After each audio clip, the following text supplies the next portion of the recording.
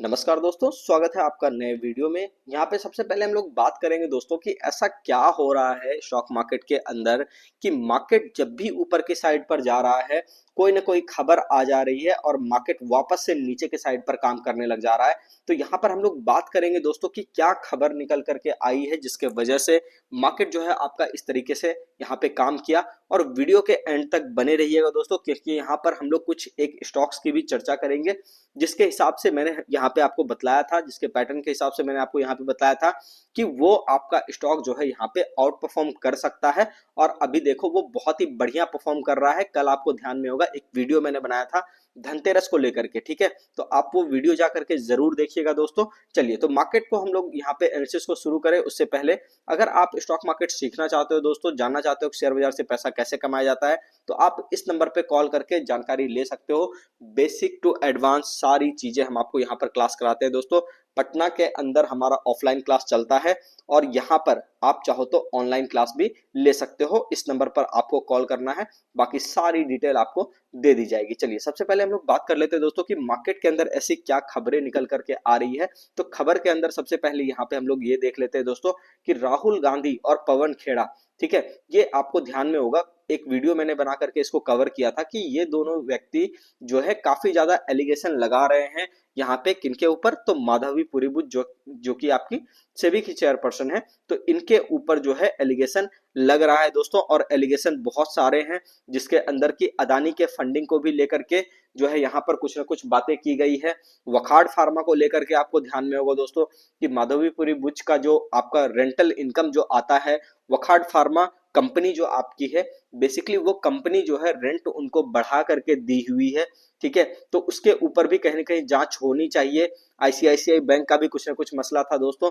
तो इस तरह से बहुत सारे एलिगेशंस बार बार लग रहे हैं जिसके वजह से कि मार्केट भी कहीं ना कहीं यहाँ पे इंतजार कर रहा है कि सारी चीजें पहले सॉर्ट आउट हो, पता चले कि आगे क्या होगा, ठीक है। कहीं ना कहीं वो भी इंतजार कर रही है कि यहाँ पे आप सेबी की चेयरपर्सन के खिलाफ कुछ तो एक्शन लो, ठीक है। एक्शन मतलब ये पॉजिटिव निगेटिव की बात नहीं हो रही है दोस्तों, कम से कम एक निष्पक्ष राय मार्केट जरूर सुनना चाहेगा, ठीक है। जो सही है जो गलत है उसको बिल्कुल आप अलग अलग करो चीजों को, ताकि मार्केट उसको देखे और फिर अपने हिसाब से चलना शुरू करे। चलिए, तो यहाँ पे हम लोग एनालिसिस को शुरू कर लेते हैं दोस्तों। देखो, ये सब एलिगेशंस तो लगते रहेंगे, लेकिन आप सभी को ध्यान में होगा कि आज से 1 महीने पहले मैं आपको यहाँ पे बोलता था कि मार्केट आपका गिर जाएगा, ठीक है। और वहां पे मैं बार बार बोलता था कि ये वाला बाजार बाय ऑन डिप्स का नहीं है, जो भी लोग यहाँ पर बाय ऑन डिप्स करेंगे वो कहीं ना कहीं ट्रैप ही हो जाएंगे। और देख लो, पूरा 1 महीना हो चुका है दोस्तों यहाँ पर, और गिरते गिरते मार्केट अब जा करके थोड़ा सा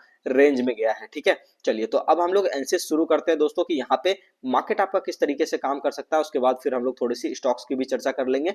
यहाँ पे सबसे पहले हम लोग देखें कि बैंक निफ्टी के अंदर मैंने आपको कहा था कि 51,877, ठीक है, 51,870, 51,877 मोटा मोटी इस रेंज में जब तक आपका बाजार है, इसके ऊपर जब तक बाजार आपका है, बहुत ही बढ़िया है, कोई दिक्कत की बात नहीं है, ठीक है। कल अगर मार्केट इसके ऊपर वापस से आ जाता है, जैसा कि आप देख रहे हो कि मार्केट अभी थोड़ा सा नीचे चला गया है, तो अगर इसके ऊपर भी आकर के सस्टेन करता है और ऊपर निकलने की कोशिश करता है, तो भी हम लोग यहाँ पे बाय ऑन डिप्स ही यहाँ पे ट्राई करेंगे दोस्तों। और सबसे इंपॉर्टेंट चीज ये है कि अगर ये 51,870 के नीचे फंसा रह जाता है तो फिर हम यहाँ पे बिल्कुल भी बाइंग नहीं करेंगे। और सबसे इंपॉर्टेंट चीज ये है दोस्तों कि जो भी आपका आज वाला कैंडल का लो है, यानी कि मोटा मोटी आप ये एरिया 51,700, ठीक है, 51,700 के नीचे अगर आपको बैंक निफ्टी आता हुआ दिखाई दे तो आप यहाँ पे एक बड़ा फॉल एक्सपेक्ट कर सकते हो, जो कि 51,250 260 के आसपास कहीं ना कहीं हो सकता है। चलिए, तो ये तो आपका रहा बैंक निफ्टी का दोस्तों नीचे का टारगेट। लेकिन आपको बाइंग कहां से करनी है वो आपको दिमाग में लेकर के चलना है।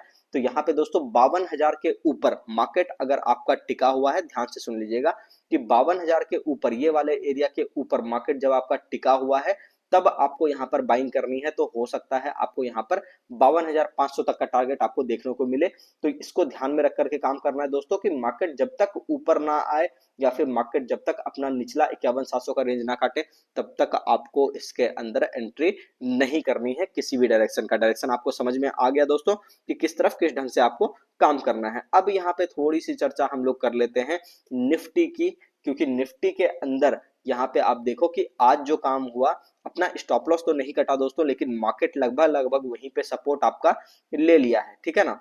तो सबसे पहले यहाँ पे हम लोग बात कर ले तो 24,300, ठीक है। सबसे पहला सपोर्ट एरिया क्या है दोस्तों, 24,300।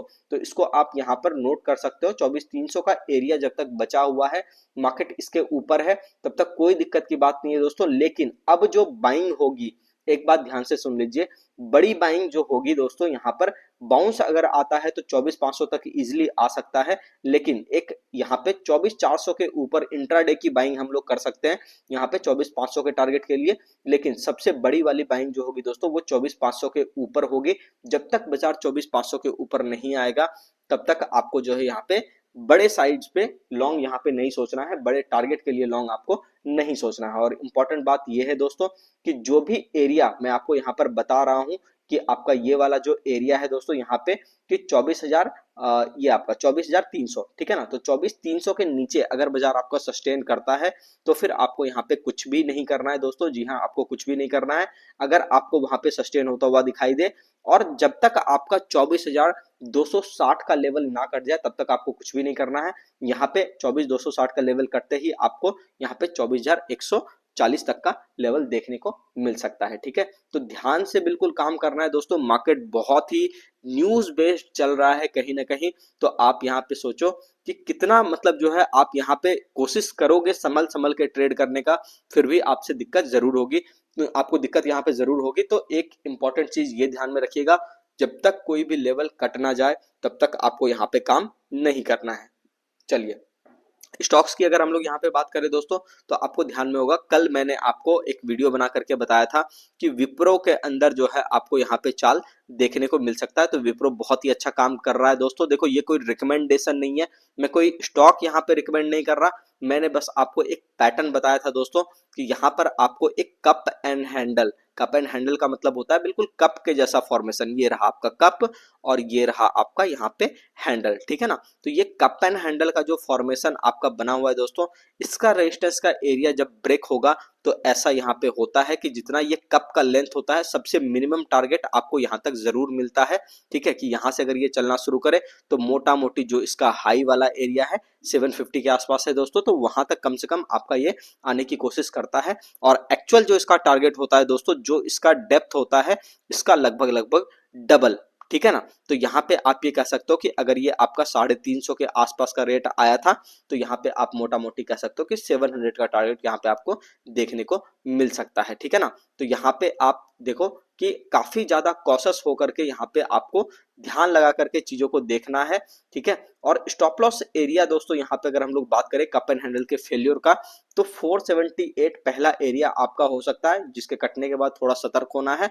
और फाइनल यहाँ पे आप कह सकते हो 415, ये आपका कटने के बाद दोस्तों यहाँ पे कप एंड हैंडल का फेल्योर हो सकता है। तो इसको थोड़ा सा नजर में रखना है कि अगर ये कुछ गड़बड़ करेगा तो आपको यहीं से पता चल जाएगा दोस्तों, इस वाले एरिया से। और अगर ये वाला एरिया कट गया तो मतलब समझो यहाँ पे कहानी खराब हो गई है, ठीक है। फिलहाल अभी ये काम बहुत ही अच्छा कर रहा है और मैं देख रहा हूँ कि स्टॉक स्पेसिफिक कुछ कुछ मूवमेंट यहाँ पर आनी शुरू हो गई है। चलिए दोस्तों, आशा करता हूँ वीडियो आपको अच्छा लगा होगा। और एक बात कहूंगा दोस्तों, काफी संभल करके ट्रेड करिए, ठीक है, क्योंकि मार्केट जो इस बार है ना, ठीक है, एक बात याद रखना, जो स्टॉक चल चुके हैं पीछे, ठीक है, अगर वो अपना फेस शिफ्ट कर लिया तो फिर इस बार की रैली में वो यहाँ पर परफॉर्म नहीं करेगा। वो हो सकता है कि आपको अंडर परफॉर्मेंस देता हुआ या फिर साइडवेज होता हुआ दिखाई दे। तो काफी कॉशियस होकर के आपको ट्रेड करना है।